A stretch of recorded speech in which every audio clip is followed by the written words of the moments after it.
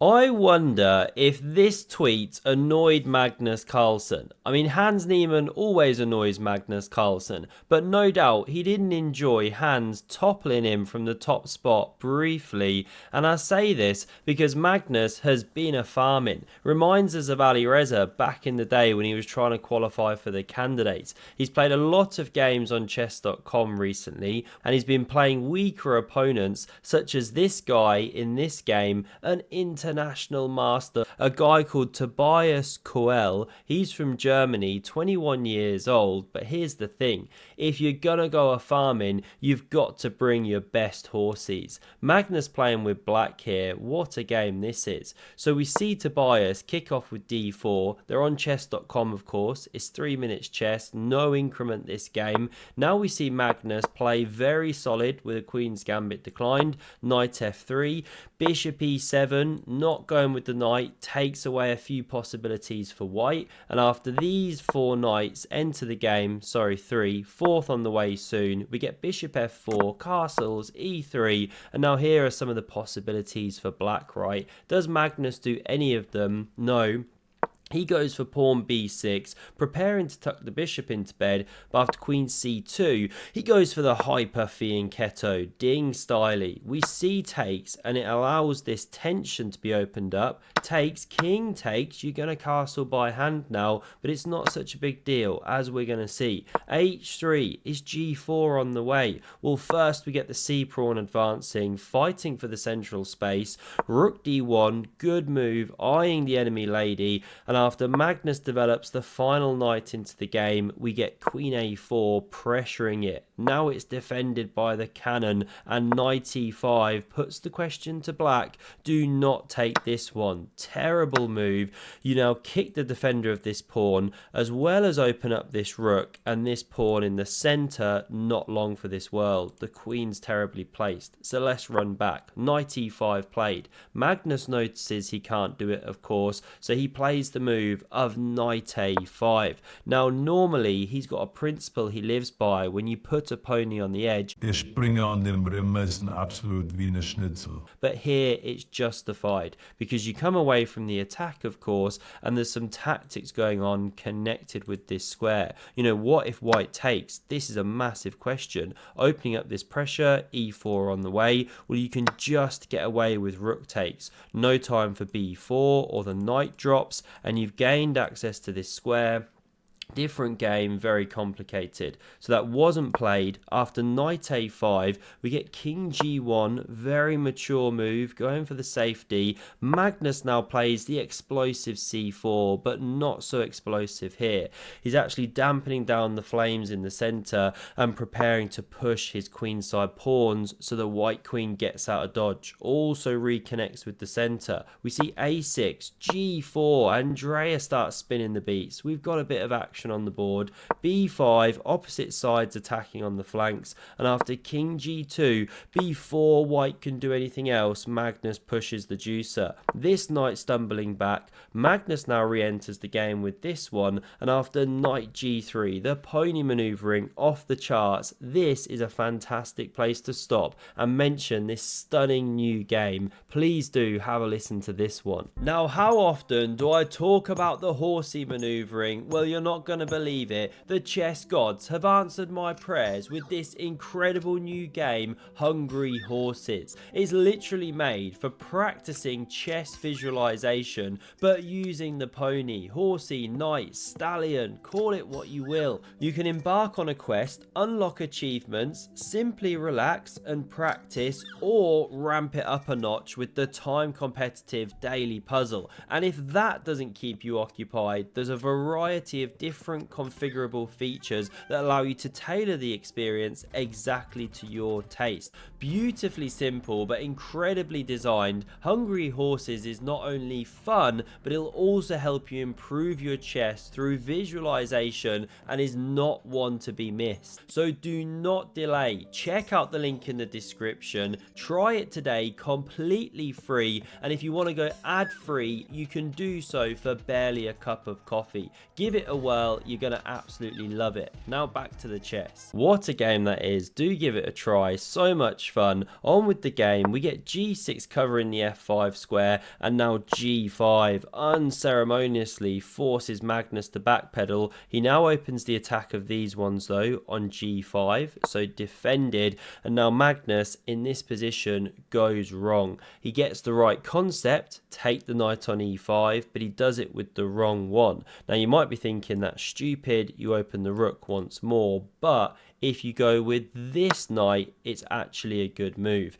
because after pawn recaptures, you now have this seahorse being born here. You're defending the pawn just in time, and here's the big thing. You know, if you try something like e4, well, knight d3 is coming. It's an absolute monster. Take, be my guest. You're opening up your own king here. This is an octopus that Stoctopus can be proud of. That was the way to go, taking with the seahorse. But instead, we see the D horse take here. Magnus needs to get on hungry horses, practice that pony maneuvering. This is incorrect, because now knight D3 isn't landing on the board anytime soon, and rook takes on D5, maybe supported by a pawn, coming to a cinema near you soon. Magnus has got big problems. What does he do? He tries to randomize, and this is what he does so well. He pushes on with pawn D4. It's a mistake, but it does open up some checks. White could take on c4 now with the queen, good move, but instead we see pawn takes.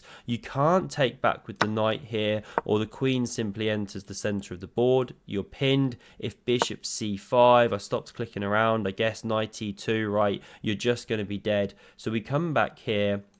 After takes on d4, no knight takes. We see queen d5, check. Magnus kind of shoots it as his opponent, like some of the top players do. Stumbling on my words. And after queen e4, blocking the way, it's brave. Who wants to go into an endgame with no queens against the goat of the endgame? But it's a good move. Rook fd8 now played by Magnus, defending his queen, piling the pressure on the d4 pawn, and so this one meekly retreats, sets up the big bishop seesaw, covers the center, and Magnus keeps pushing. And to his credit here, he's drumming up counterplay despite being a pawn down. We get queen takes on d5, rook recaptures, the knight enters the center, hits the pawn, also of course eyes some massive squares if this one ever goes a wandering. The pawn now advances, and if you play the natural rook c1, it's a mistake because you're no longer covering the center. Bang, this collapses,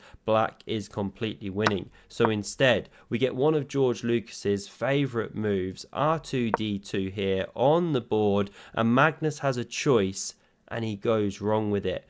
What should he do here? Best move, you know, you have to defend the c2 pawn, it's about to drop. Knight b4 is the way to go, because you cover it like this, open the rook, and no time for a3 or knight a2, and you're actually supporting the queening square. There's big problems for black, but a3 not forced, of course. Instead, you could play a move like rook c1 is the best move, I believe, in this position, going back to my old line, and then black has the sneaky rook a5. We'll pause here, won't keep going on the line, but black actually has enough play for the pawn, given the activity of the pieces, the pressure here, and the strong pawn on c2. We're going to rewind back to the actual game, because Magnus takes on d4 here. Also very tempting, but tactically wrong, because you can't take the piece. This is Magnus's big point. If white tries to do this, then when the smoke clears, you make a queen, you have to give a rook, and black is an exchange ahead. But of course, you don't have to actually take here. Rook takes on d4, the line we were just looking at. You don't have to do that. In the game, we see rook c1. Great move, because now you're threatening to take here on d4. So bishop a3 was played. If you move the knight, by the way, the rook is dropping, or the pawn could be dropping. You know, you can't move it. So Magnus goes for this one here, hitting the rook, but he's overlooked the tactic of rook takes on c2. Or no doubt he saw it when he got to this position.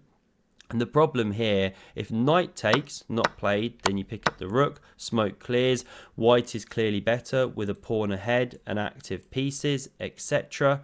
And if you don't take with the knight here, but you do what we saw in the game. Rook takes on c2. Well, then there's the move of knight f6 check, a swish and zook, an in-between move. You hit the undefended rook, gobble it up, of course, and after takes here, bishop recaptures. Yes, white's only a pawn ahead, but it's a pretty big pawn, because now also the knight spins round attacking the a pawn. Great chess, leaving this one to drop, a few checks, and you can't cover that a pawn. You know, if a5, you still get munched. Mushrooms. So bishop c5 hits f2, defended with f3. The pawn does advance, bishop takes. We get this check on the board. The king sidesteps, and Magnus takes the opportunity to plough forth with the h-pawn.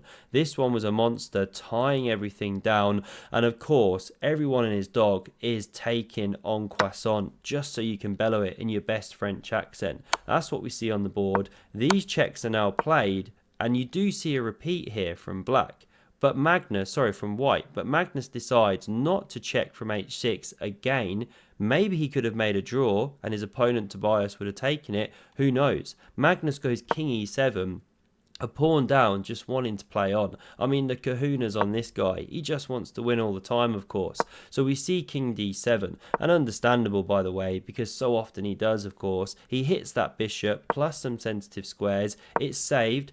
Now we see the king march into c6. And it offers here, after takes, a choice of which piece to go for. Magnus takes the knight, which is a good move, especially in blitz. The knights are so tricky. We see the bishop save itself. Check is played, the king marches in.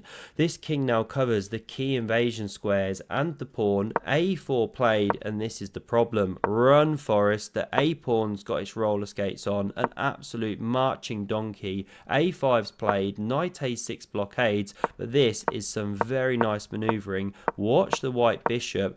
The knight comes to a6 one more time, and this one now shows that the knight is in jail, completely boxed in. Doesn't matter how hungry that horse is, no longer allowed to maneuver. So Magnus goes for f6, normally makes Hans Feingold wince, but here it's understandable. Try and loosen the bishop. Of course, Tobias isn't going to take, so he waits with king h4.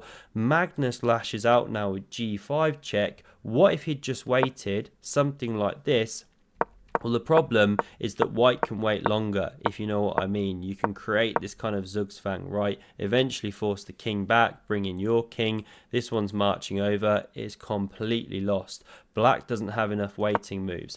So after king h4, Magnus pushes p, checks the king. We get takes. Now he takes here. The pawns are running. Both kings come around, and we reach this endgame. You can't yet march in to win the knight, or the bishop drops. So it gives ground, but there's a problem. Yes, you finally gain a square, but look at the king. It's still chasing the knight around. This is almost sadistic that Tobias didn't trap it straight away. Maybe he was playing on the clock. They're both scrambling on seconds now. The knight drops off the board. Magnus brings in the king, looking for the draw. You know, you've got the wrong colour bishop for the pawn, but it doesn't matter. You can force this Zugzwang position where eventually black has to give ground, run away. King b7 immediately possible, but they're probably pre-moving at this point. Now it's played. The pawn runs. The queen is made. And in this position here, Magnus throws in the towel, resigns on move 82.